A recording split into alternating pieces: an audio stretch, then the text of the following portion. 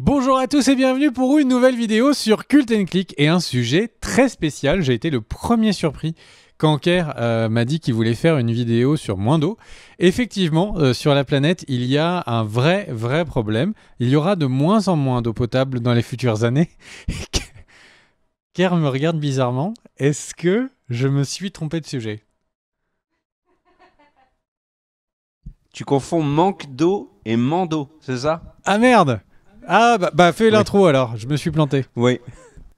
Bonjour à tous, bienvenue sur Cult & Click avec l'ami Greg pour vous parler de The Mandalorian, la saison 3, et ce qu'on a appris surtout sur The Mandalorian dans The Book of Boba Fett, car figurez-vous que dans The Book of Boba Fett, à l'occasion de 2 épisodes et demi, on va dire, il y a le contenu d'une saison classique de The Mandalorian en termes d'événements, de surprises, de twists, etc., etc.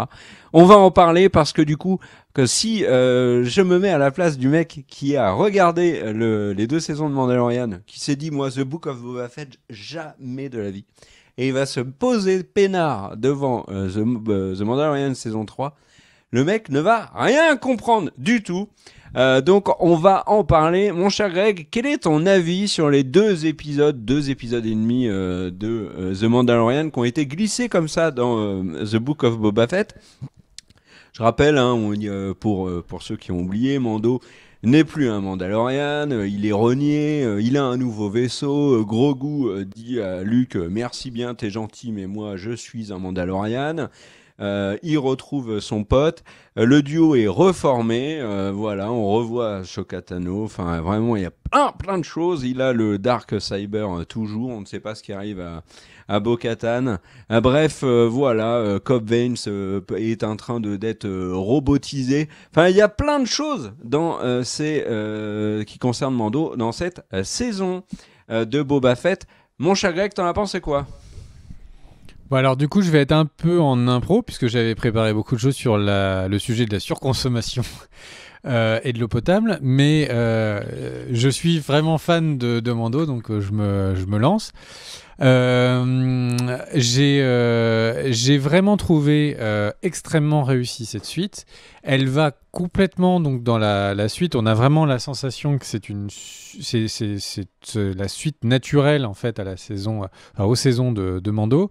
Et vraiment fondamentalement, il y a, je le disais dans la vidéo sur Boba Fett, on a la sensation qu'en fait, depuis le début dans Star Wars, on a l'histoire de la Force. Le retour de la Force, y aura-t-il l'équilibre dans la Force? Et on a une thématique où on a la sensation que les personnages qu'on suit, Luke, c'est la galaxie qui va sauver. C'est pas son père, c'est pas des choses comme ça. Il se trouve qu'en sauvant son père, il sauve la galaxie, mais que ce qu'ils font ont un impact sur l'univers de Star Wars. Et ce qui est marrant avec Mando, c'est qu'on a démarré avec un chasseur de primes qui est du coup qui vit son quotidien, qui essaye juste d'être un bon Mandalorien, de suivre la voie.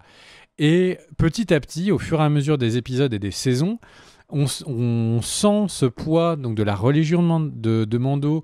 On sent que du coup, on a plein de choses mystérieuses à aller découvrir. On va en parler, mais on sent qu'il va aller de plus en plus à l'origine du coup de cette religion et en devant aller à Mandalore. On a la sensation que du coup, en découvrant plus d'informations sur le passé, et il va peut-être créer le futur des Mandaloriens. Et on a la sensation assez étonnante que, je ne sais pas si c'est quelque chose que vous partagez ou si Ker tu le partages, mais j'ai vraiment la sensation que si on continue à suivre l'histoire de Mando, peut-être qu'on va avoir au moins une planète ou un bout de la galaxie qui va en être changé. J'ai l'impression que le fait qu'il ait le Dark Saber, ça a un poids. C'est quelque chose qui montre qu'il a une destinée, ce personnage. La sensation aussi il commence un peu comme Luke l'a fait quand il commence à dégraisser ses pouvoirs. Là, il est en train de faire l'apprentissage de la nouvelle arme, du Dark Saber. Il a son... Et puis, en fait, quand je regardais les épisodes, je me suis dit, mais c'est vrai qu'en plus, il a son propre sigil de la bête avec la corne. Il a vraiment, petit à petit, on suit l'épopée et c'est vraiment au sens premier, au sens très arthurien de l'histoire, on suit l'épopée d'un héros, presque d'un chevalier, qui mène une espèce de quête du Graal, où lui, il n'a pas envie de changer la galaxie. Il a juste, au début, il a envie de vivre sa vie tout seul. Maintenant, il a envie d'élever Grogu, et c'est juste ça. Il aime Grogu et il a sa religion et il veut être en accord avec sa religion. Et ça l'amène à chaque fois une étape après, et il encaisse des coups et il se relève tout le temps. Et ça en fait un personnage très attachant. C'est pas quelqu'un qui il le veut pas, il propose le Darksaber à plusieurs reprises à d'autres personnes en disant mais gardez-le. Et ça en fait un potentiel leader exceptionnel. Et vraiment son lien d'amour et tout avec son fils d'adoption est incroyable. Je disais à Kerr qu'il y a un élément marrant, c'est que en fait on sent depuis le début qu'il y a un truc qui va pas avec l'histoire des Jedi, c'est-à-dire que les Padawans sont enlevés à leurs enfants. On sent depuis qu'on nous a raconté l'histoire dans quand on a vu les épisodes 1, 2, 3 qu'il y avait peut-être quelque chose qui clochait dans cette formation. Et puis globalement que le fait de dire je refuse l'amour, peut-être qu'il y a un truc qui va pas. Alors c'est Filoni, je crois, qui en parlait, qui disait des trucs assez intéressants, en disant que du coup, Qui-Gon Jinn est peut-être celui qui, au moment de l'épisode 2, est le plus un Jedi, parce que les Jedi sont censés ne pas avoir de possession, et en fait, ils sont dans une grande tour où ils font en permanence des plans sur qu'est-ce que doit devenir la République, la galaxie, etc. Là, que Qui-Gon Jinn a refusé sa place au Conseil et préfère se concentrer du coup sur sa mission à lui, et au contraire, c'est lui qui veut prendre Anakin et devenir son père d'adoption, son mentor. Et en fait, enfin bref, c'est des trucs qui sont assez intéressants, qui m'intéressent beaucoup de ce que disait Filoni sur l'univers de Star Wars. Et en fait, on voit un peu ça de Mando. On voit que, du coup, quand on propose à un enfant, tu préfères quoi ? Tu préfères bouger des objets avec ton esprit, ou tu préfères vivre avec tes parents et ton père ? Bon Grogu, son choix, il est vite fait. Il a envie d'être avec ses parents. Enfin, quel est l'enfant qui a une vie normale, qui, à l'âge de 10-12 ans, va plutôt choisir de pouvoir faire léviter une soucoupe volante plutôt que de vivre avec la famille qu'il aime. Et d'ailleurs, il y a eu un trailer qui est sorti il n'y a pas longtemps sur une extension du jeu vidéo Star Wars The Old Republic, et c'est pareil, c'est tout de suite dedans. C'est le fait que en fait une Padawan a des flashs et se rend compte qu'elle a été en fait plus ou moins enlevée à ses parents et que son frère a été abandonné. Donc on sent que c'est une thématique qui permet d'aller travailler sur les défauts des Jedi qui ne sont pas si purs, et donc ça rend les situations un peu plus intéressantes. Donc vraiment, Mando est un personnage que je trouve attachant, intéressant. J'ai envie de m'investir dans cette histoire, j'ai envie d'en savoir plus sur cette histoire, d'y investir du temps en regardant les futurs épisodes. Enfin, vraiment, je trouve qu'il y a tout ce qu'il faut pour créer vraiment un lore intéressant, d'avoir un fandom intéressant qui peut s'accrocher là-dessus. Donc, vraiment, que du bien. Alors, je fais un peu l'avis et puis on parlera un peu des hypothèses sur la suite. Qu'est-ce que toi, tu penses, Kerr, de ces épisodes de Mando dans le Book of Boba ? Je vais être honnête, déjà, premier élément, c'est ce que je disais dans la vidéo sur Boba Fett, c'est l'énorme surprise. C'est quand il y a la musique de Mando à la fin de l'épisode 4, tu te dis, ils vont l'appeler, et puis il va arriver, et puis il va les aider, et puis on aura peut-être une ou deux informations sur ce qui s'est passé avec le Darksaber à la fin de la saison 2, qu'est-ce qui s'est passé avec Bo-Katan, comment est-ce qu'ils expliquent que j'ai oublié son nom, la catcheuse qui s'est fait virer de la série, comment elle est partie, pourquoi est-ce que celle qui accompagnait Bo-Katan n'est plus là non plus, puisque l'actrice Sacha Banks a annoncé qu'elle ne serait plus dans The Mandalorian. Donc il y avait je m'attendais à des petits éléments, je m'attendais absolument pas à 2 épisodes complets sur The Mandalorian dans une série qui n'est pas The Mandalorian. Et comme je le disais dans la précédente vidéo, c'est incroyable à quel point il y a du contenu dans ces 2 épisodes. il y a un nouveau vaisseau, enfin, il y a toute la relation, la relation avec Grogu, tout ce qui devait logiquement nous traîner sur plus. Enfin, moi, j'avais imaginé, par exemple, Grogu, ça allait durer sur plusieurs saisons avant que peut-être il revienne. C'est expédié en 2 épisodes et un tout petit peu de début du 3e épisode. C'est fou. C'est vraiment fou. Je m'y attendais pas du tout. C'est une énorme surprise. Je peux réagir sur cette surprise? De quoi? Pour réagir sur cette surprise, en fait, il y a un vas-y. truc qui, moi, je trouve est assez marquant et qui montre la confiance que Lucasfilm a en l'équipe Favreau-Filoni, mais aussi de l'importance de Mando. C'est-à-dire que là, on a presque autant de Luke Skywalker que dans la nouvelle trilogie. C'est-à-dire que dans 7, 8, 9, on n'a pas du tout dans le 7, sauf le plan final, Luke, et c'était le reveal incroyable. Et là, on voit notre Luke, on voit le Luke de 4, 5, 6, on le voit juste après, on le voit beaucoup.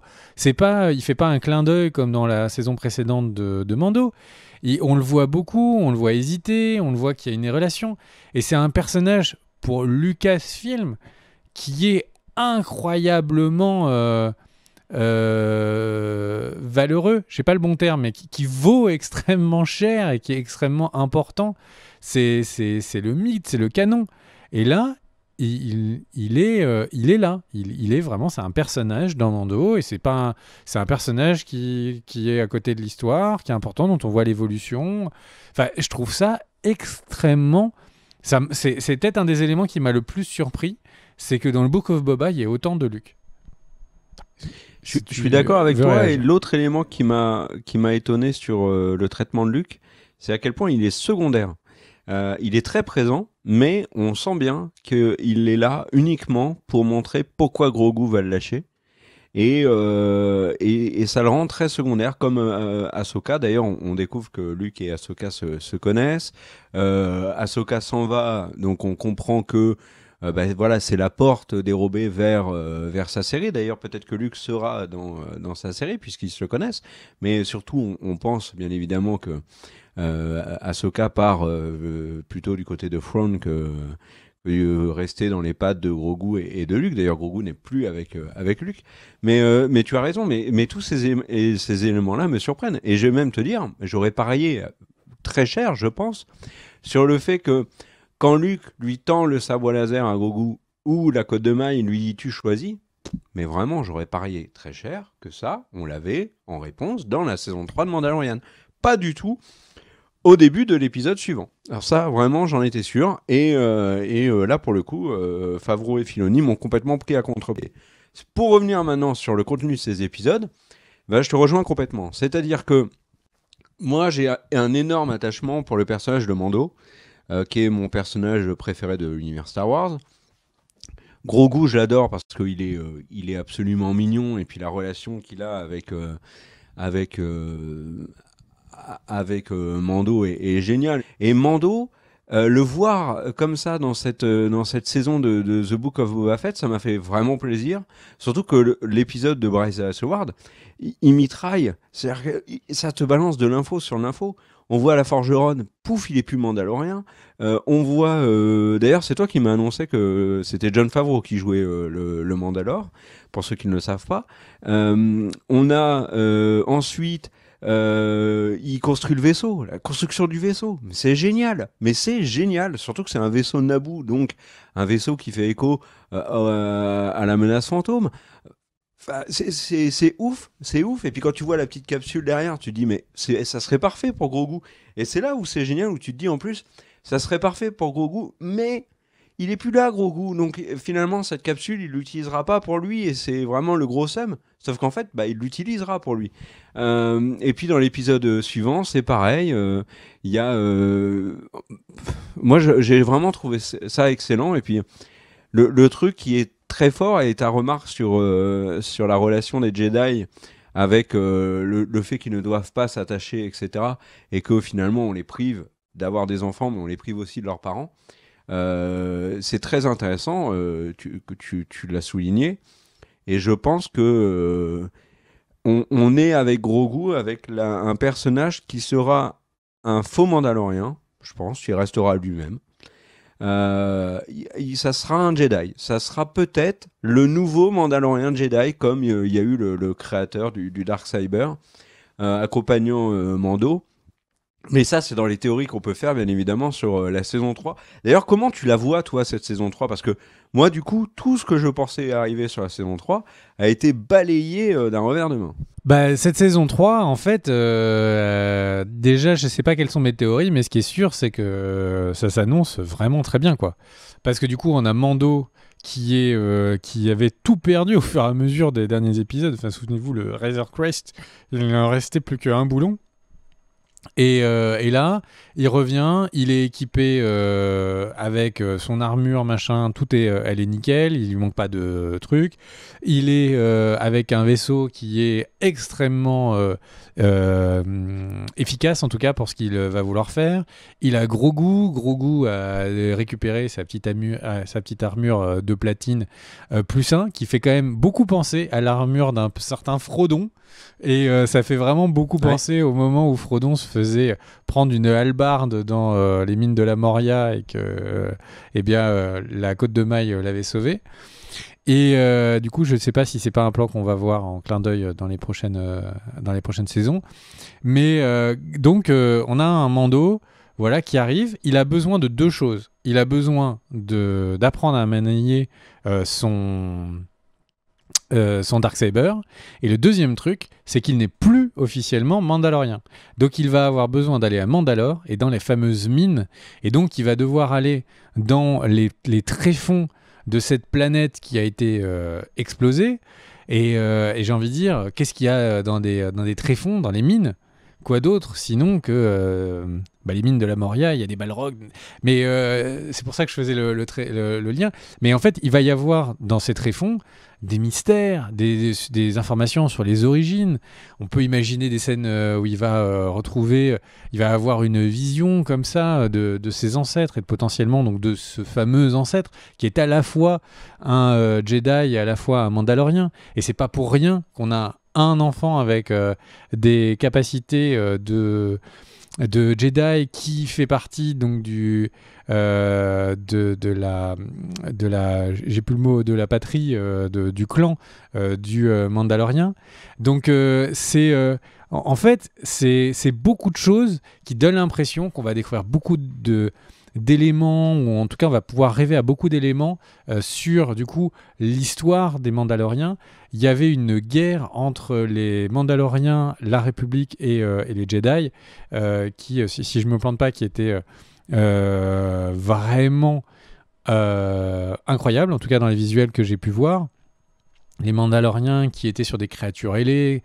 Enfin, ça va à mon avis, s'ils mettent des images, ça va envoyer du steak. Et j'ai envie de dire, on va potentiellement avoir des images. Parce que si vous vous souvenez de l'avant-dernier épisode donc de Book of Boba, quand il y a ce plan qui fait vraiment très Terminator, où on voit les droïdes qui arrivent comme ça au ralenti avec les explosions de la planète en arrière-plan, moi j'avais l'impression d'avoir un plan qui méritait largement ce qu'on voit dans la nouvelle trilogie.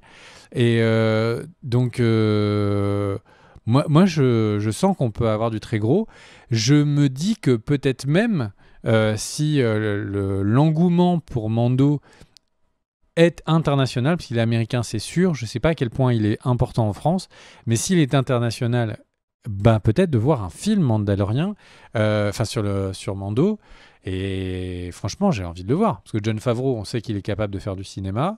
Filoni, on sait qu'il est capable d'écrire des histoires. Ça peut envoyer vraiment du très très lourd. Mais bon, même sans fantasmer sur le fait qu'ils aient les moyens d'un film pour raconter leur histoire, juste sur les prochaines saisons, moi j'ai vraiment envie de savoir où est-ce que ça va. Où est-ce que cette histoire est-ce qu'elle va? Est-ce que c'est la naissance d'un nouveau Mandalore, comme on l'entend un petit peu par moment, une réunification des clans? Est-ce que au contraire, c'est l'histoire, ça va être qu'il va finir un peu au vert avec son fils? Je leur souhaite juste d'avoir une fin heureuse, mais j'ai très très hâte de voir la suite de Mando. Et toi? Très hâte de voir la suite, c'est évident. Le truc, c'est que Sur cette saison 3, moi je pense qu'il va y avoir un élément qui va être très important et qui doit être développé. C'est bien évidemment déjà la relation de Mando avec la République et notamment du grand méchant de la saison précédente, qui, on le rappelle, a été arrêté. Alors est-ce qu'on ne le reverra plus ou est-ce qu'il reviendra dans les parages, on verra bien. J'aimerais, moi, surtout qu'il développe Bo-Katan, parce que c'est resté comme ça sur le côté. Bo-Katan qui va vouloir récupérer le Darksaber. Aujourd'hui, Mando est son ennemi, puisqu'elle ne peut l'obtenir qu'en gagnant un combat contre Mando. Elle va essayer de le tuer, je pense. Il y a un problème avec Mando, et ce qui est très intéressant dans ces 2 épisodes développés dans The Book of Boba Fett, c'est que maintenant Mando n'a plus d'alliés, puisque la Forgeronne et l'autre Mandalorien qui ont enseigné, on va dire, le credo mandalorien à Jin, fait que c'est vraiment la partie extrémiste des Mandaloriens, extrêmement rigide, etc., etc. Bo-Katan est une Mandalorienne, je sais pas si ça se met au féminin, mais moi je vais le faire, qui est beaucoup plus souple, et on peut supposer qu'il y en a d'autres. Maintenant, Bo-Katan va vouloir la peau à Mando, et Mando n'a plus ses alliés mandaloriens avec la Forgeronne. Donc ça peut poser problème. Donc on verra. Après, je pense qu'il y a un élément qu'il faut garder à l'esprit, c'est que cette saison 3 devrait logiquement déborder de surprises, parce qu'ils ont conclu énormément d'aspects de l'intrigue, et ils peuvent nous amener absolument n'importe où. Et il y a un truc qui est très intéressant, et je voulais parce que quand tu parlais du vaisseau, j'y ai pensé. Le vaisseau de Mando, tu as dit, va lui permettre de faire ce qu'il veut. Ce qu'il veut aujourd'hui, Mando, ça n'est plus être chasseur de primes. Parce que ce vaisseau est complètement incompatible avec le fait d'être chasseur de primes, puisqu'il ne peut plus mettre à l'intérieur de marchandises, ni de passagers. Il ne peut pas avoir de personnes avec lui, il sera qu'avec Grogu dans ce vaisseau. Alors soit il changera de vaisseau, mais c'est tout un symbole pour moi. Donc, alors je suis entièrement d'accord avec toi, et j'ai même eu un moment quand j'ai pas compris, quand j'avais pas vu venir le truc, que la zone du droïde allait être la zone de Grogu. Avant que je le comprenne, je m'étais dit, ah non, mais ça veut dire qu'il va être encore plus seul, il peut pas avoir d'équipage, et je comprenais pas ça avec le personnage. Et en fait, le truc, c'est que Mando, c'est quelqu'un qui perd des trucs, se fait arracher des trucs, revient. Enfin, c'est un personnage qui se fait abîmer et qui essaye de se réparer, quoi. Et donc, du coup, je pense que le Razor Crest, il a fait 2 saisons. Ce qu'il veut, lui, c'était que Grogu soit en sécurité et revoir Grogu. Et puis, en fait, dans le chemin, il s'est rendu compte que maintenant, il doit aussi redevenir mandalorien, puisque lui est quand même fervent de leur religion. Et donc, là, sa mission, c'est d'aller à Mandalore. Et quand sa mission, ce sera de balader des dizaines de personnes, il aura un autre vaisseau. Il faut vraiment imaginer que les vaisseaux pour Mando, ou tout ce qui va un peu autour, la spire, la lance, elle aussi, tu vois, on aurait pu imaginer qu'elle faisait partie de son kit, et au final, c'est pas le cas. Il a son armure de Mandalorien, son Darksaber, Grogu, et tout le reste, c'est subsidiaire, quoi. Et on verra, même si l'armure est entièrement importante, mais je pense que oui. Est-ce que tu veux avoir un peu le mot de la fin? Mais en tout cas, j'ai hyper hâte. Tu peux rappeler quand est-ce que sera la prochaine saison? On sait pas. Elle est en tournage actuellement, et elle devrait faire suite. Non, ils n'ont pas encore annoncé, mais on comprend avec même pas l'année. La manière dont ils ont. De quoi? Même pas l'année, même pas Noël de cette année. Ah si, ça va être diffusé là pendant l'année 2022, avant la fin d'année. Et d'ailleurs, on comprend que The Book of Boba Fett faisait la transition avec Mando, et que c'était vraiment pas une série qui comptait autant que Mandalorian. Vous l'avez vu dans le traitement, bien évidemment, de The Book of Boba Fett, et le fait que 2 épisodes sur 7 concerne 2 épisodes et demi sur 7 concerne Mandalorian et donc un autre personnage que Boba Fett. Un autre élément que je vais terminer là-dessus la vidéo, c'est que peut-être verrons-nous une intervention de Mandalorian dans l'arc développé autour d'Ashoka Tano. Ahsoka Tano, je ne sais pas comment on dit, je ne sais plus. Vous me reprendrez dans les commentaires comme vous aimez si bien le faire. Et du coup, ça peut être intéressant que Mando, en effet, aille de ce côté-là, voir dans d'autres séries Star Wars à venir, parce que je sens que Mando est un personnage qui est en train de prendre une place importante, c'est le moins qu'on puisse dire, et je rajoute un élément, mon cher Greg, c'est que je suis de plus en plus persuadé qu'on se dirige petit à petit, au fil des années, là, enfin, ils prennent leur temps, vers une décanonisation totale de la trilogie développée par J.J. Abrams, Rian Johnson et donc les 3 derniers films qu'on a vus avec Kylo Ren et Rey. Et je pense que ça va notamment passer par Luke. Et à mon avis, c'est ça. Tu vas voir, il va y avoir un truc. Ouais, si je peux ils vont la décanoniser avec violence. Je l'ai entendu, il y a pas mal de fans, de personnes qui disent ça. Mais en fait, c'est pas nécessaire. C'est pas du tout nécessaire. Parce qu'en gros, le truc, c'est que là, ce qu'on voit, c'est que la période qui nous intéresse, en tout cas, je parle à mon niveau, avec Mando, c'est le juste après l'épisode 6. Et en fait, l'épisode 7, il est longtemps après. Il est vraiment longtemps. Luke, il est vieux. Il s'est passé plein de choses, tu vois. Et en gros, là, on peut complètement s'intéresser. Et si tu regardes où revenait Lucas, il revenait tout le temps à la période de Clone Wars. C'était une période qui l'intéressait beaucoup. En fait, il y a suffisamment de place entre les films pour déjà traiter beaucoup de choses. Il y a la période juste après le 6, le trône, etc. Enfin, l'empire qui essaye de revenir alors qu'il n'a plus d'empereur, etc. Il y a toute une période qui n'est pas traitée, qui laisse un boulevard, et tu peux faire des films, des séries, de ce que tu veux. Et après, dans l'univers Star Wars, on a ce qui était il y a très très très très longtemps avec The Old Republic. On peut avoir des histoires sur les premiers Jedi, on peut avoir des histoires sur la naissance de Yoda et de son avènement en Jedi. Enfin, en fait, on a un univers qui est sur tellement de milliers d'années, tellement de choses, que en fait, de se focus sur juste ce qui s'est passé sur ces 3 films, qui sont vraiment des films qui sont les uns suivent les autres, ils ne se passent pas 10 ans à chaque fois. Donc sur cette toute petite période, sur cette déception-là, je pense que c'est moins kamikaze, ou en tout cas moins casse-gueule, de juste ne plus le traiter, de se dire on fait après, on fait avant, et on fait longtemps après, ou longtemps avant. Parce que du coup, à part de passer pour des débiles, je vois pas l'intérêt de décanoniser le truc. C'est pas nécessaire. Alors, toutes les histoires qui sont annoncées là, il y en a aucune qui a besoin de 7, 8, 9 pour vivre. C'est vrai, mais tu n'as pas compris mon propos. C'est-à-dire que je ne pense pas qu'ils vont la décanoniser pour redévelopper quelque chose sur cette période, puisque tu as tout à fait raison. Il y a énormément de choses à faire avec le passé, et rien qu'avec la période de Mando, et avec les aventures d'Ahsoka Tano, etc.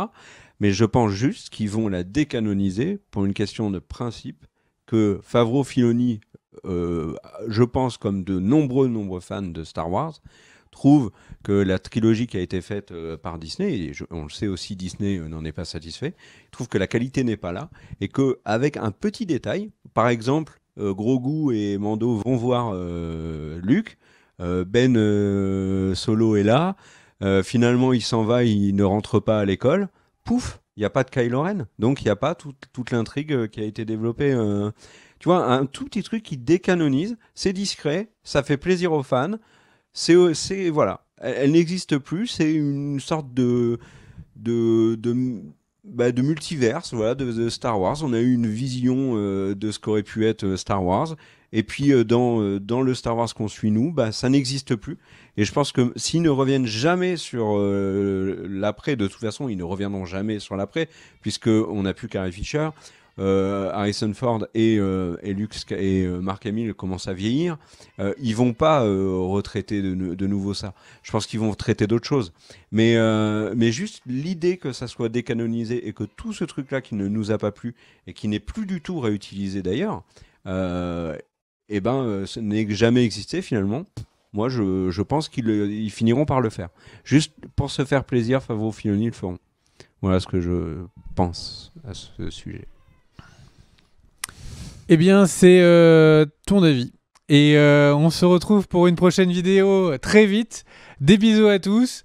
Et puis, surtout, n'oubliez pas, donc là, je lis un peu mes fiches, que l'eau est une réserve finie, est une ressource finie sur la planète. N'en abusez pas. Merde, Mando est une excellente série. Des bisous à tous. On se retrouve bientôt. Ciao, ciao. Et cœur sur les tipeurs, votre aide nous est essentielle pour pouvoir continuer l'aventure Cult & Click avec vous.